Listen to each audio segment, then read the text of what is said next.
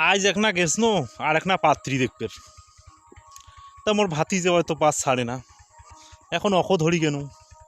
গেইনো পাত্রী দেখে যে দাদা নাস্তা পানি খাইনো খাওয়ার পর মনে করেন যে পাত্রী দেখনো দেখার পর পাত্রী হয়তো টাকাও দেন এখন মোর ভাতি জেলা কয়েছে কি চাষা চেংড়ির মাও কোনটে তো মনে কায় জানে রে কয় ডাকান তোমার না মনে কেনে রে কয় ডাকান কেনে এখন তো তার চেংড়ির মাক ডাকাইল কায় বাবা এখন চেংড়ির মাক ডাকে মোর ভাতি জেলা কয়েছিল কয় চাষি একটা কথা কইম মন খারাপ করবেন কয় না বাবা